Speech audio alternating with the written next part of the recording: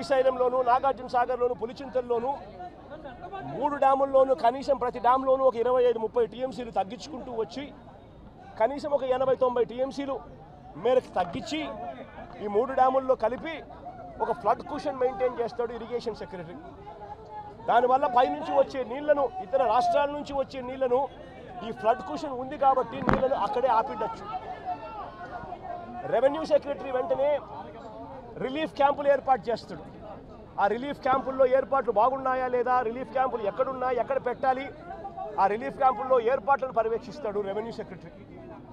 Home secretary లోతట్టు ప్రాంతంలో ఉన్న వాళ్ళందరికీ ఇన్ఫార్మ్ చేసి వాళ్ళందరినీ కూడా చెప్పి ఇలా తుఫాన్ రాబోతా ఉంది అని చెప్పి వాళ్ళందరినీ షిఫ్ట్ చేసే కార్యక్రమం హోమ్ సెక్రటరీ చేయిస్తాడు. మరి నేను అడుగుతా ఉన్నా, ఇదే పెద్ద మంచి చంద్రబాబు నాయుడు ఇవన్నీ చేశాడా అని అడుగుతా ఉన్నా. మరి ఇవన్నీ ఎందుకు చేయలేదు చంద్రబాబు అని అడుగుతా ఉన్నా. ఇవన్నీ చేయకపోవడం వల్ల, ఫ్లడ్ కుషన్ ఏర్పాటు చేయకపోవడం వల్ల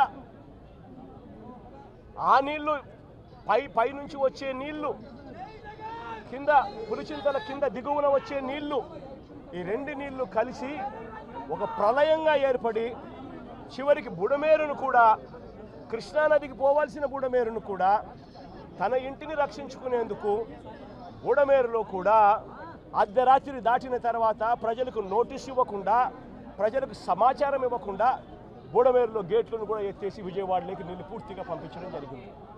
నేను అడుగుతా ఉన్నా, చంద్రబాబు నాయుడు చేసిన ఈ దుశ్చర్యకు, చంద్రబాబు నాయుడు చేసిన ఈ తప్పుడు పనికి ఏకంగా 60 మంది పైచిలుకు చనిపోయినారు.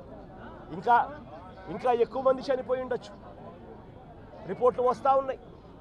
ఈ 60 మంది ఇంతకుముందు ఎప్పుడైనా తుఫాను వచ్చినప్పుడు 60 మంది చనిపోయిన ఘటన ఎప్పుడైనా మనం చూసామా? 60 మంది ఏకంగా పైన మనుషులు చనిపోతే ఇది చంద్రబాబు నాయుడు చేసిన తప్పిదం కాదా? చంద్రబాబు నాయుడు మీద కేసు చంద్రబాబు నాయుడు గారి మీద నెగ్లిజెన్స్ కేసు అనేది ఎందుకు నమోదు చేయకూడదు అని అడుగుతా ఉన్నా. చంద్రబాబు నాయుడు గారు అనే వ్యక్తి వల్ల 60 మంది చనిపోయిన తర్వాత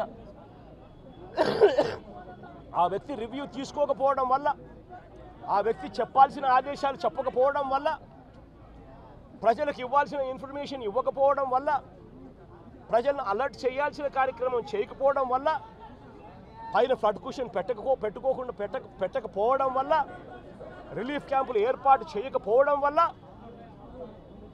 ఏకంగా 60 మంది పైచిలుకు చనిపోయారు. కొన్ని లక్షల మంది ఈ రోజు అగసాట్లు పడతా ఉన్నారు. ఇక్కడ ఇటీవల వచ్చిన వర్షాలకి ఏలేరు రిజర్వాయర్ ఎగువన నిండిపోయి గేట్లు ఎత్తేస్తే అంత వరదకి ఉన్న కెనాల్ కెపాసిటీ తట్టుకోలేక, సామర్థ్యం సరిపోక గండ్లు పడి మొత్తం రైతుల పొలాల మీదకి వచ్చిన పరిస్థితి.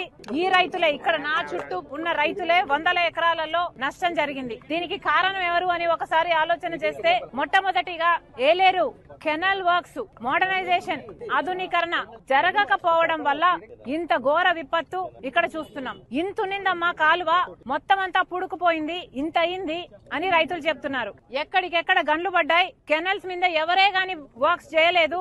పుడికలు తీయడం అయితేనేమి, గన్లు నింపడం అయితేనేమి, మోడర్నైజేషన్ అయితేనేమి ఎవరూ ఏది చేయలేదు. కాబట్టే ఈ రోజు ఇంత ఘోర విపత్తు అని ఇంతమంది రైతులు చెప్తున్నారు. 30,000 ఖర్చు పెట్టాం, మేమంతా కౌలు రైతులమే, కనీసం ప్రభుత్వం ఇచ్చే రైతు భరోసా అయినా, ఇన్పుట్ సబ్సిడీ అయినా ఏవి మాకు అందలేదు. కనీసం డబ్బులు వస్తే అప్పు తీర్చి కొంచెమైనా కుదుట పడేది, పాత అప్పులైనా తీర్చుకునే వాళ్ళం. కానీ ఈ రోజు ఆ పరిస్థితి లేదు.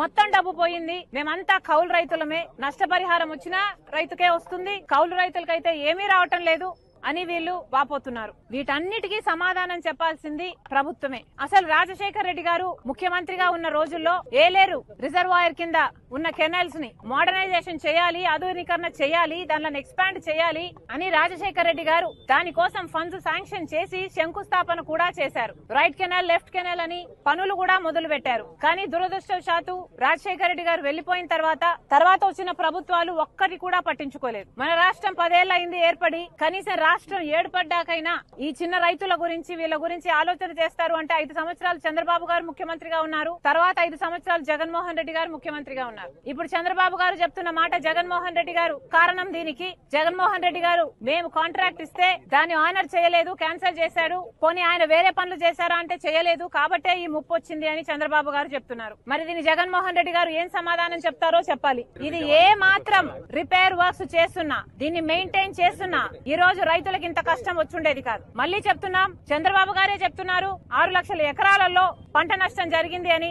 ప్రతి రైతు కనీసం 30,000 రూపాయలు ఖర్చు పెట్టానని చెప్తున్నాడు. నిన్న చంద్రబాబు గారు వచ్చారు, ఇదే జిల్లాకు వచ్చారు, 10,000 రూపాయలు ఇస్తామని చెప్పారు. కానీ చంద్రబాబు గారు 10,000 రూపాయలు సరిపోదంటున్నారు రైతులు. కనీసం 25,000 25,000 ఇయ్యకపోతే మేము కనీసం అప్పులు కూడా తీర్చుకునే పరిస్థితిలో లేము అని చెప్తున్నారు. గత ప్రభుత్వం జగన్మోహన్ రెడ్డి గారు 4,000 కోట్ల రూపాయలు ప్రతి సంవత్సరం రైతుల పంట నష్టపరిహారం కోసం పక్కన పెడతామని చెప్పి రైతుల్ని మోసం చేశారు. మీరు మళ్ళీ అదే చేయకండి. రైతుల్ని ఆదుకుంటామని చెప్పారు, 10,000 ఇస్తామని చెప్పారు. దయచేసి దాన్ని 25,000 చేయకపోతే ఈ కౌలు రైతులు ఖర్చు పెట్టుకున్న రైతులకి ఇవ్వకపోతే వీళ్ళు కోలుకోవడం అసాధ్యం. మళ్ళీ చెప్తున్నాం, చంద్రబాబు గారికి కనీసం 6 లక్షల ఎకరాలలో పంట నష్టం అని మీరే చెప్తున్నారు. ప్రతి ఎకరాకి కనీసం 20,000 25,000 చంద్రబాబు గారు వెంటనే కౌలు రైతు ఏ రైతు అయితే ఖర్చు పెట్టుకున్నాడో ఆ రైతు చేతికి ముట్టేటట్టు యంత్రాంగం చూడాలని చంద్రబాబు గారిని డిమాండ్ చేస్తుంది కాంగ్రెస్ పార్టీ. వెంటనే ఏలేరు కెనాల్ వర్క్స్ కూడా మొదలు పెట్టాలి. ఎలాగైతే బొడమేరు మీద పనులు జరగాల్సిన అవసరం ఉందో ఇట్లా ఏలేరు అయితేనేమి ఇంకా మిగతా పనులు ఎన్నో ఉన్నాయి, ఎన్నో ప్రాజెక్టులు, ఎన్నో కెనాల్ వర్క్స్, అన్నిటి మీద అవగాహన తెచ్చుకొని వెంటనే పనులు మొదలు పెట్టాలని కూడా కాంగ్రెస్ పార్టీ డిమాండ్ చేస్తుంది.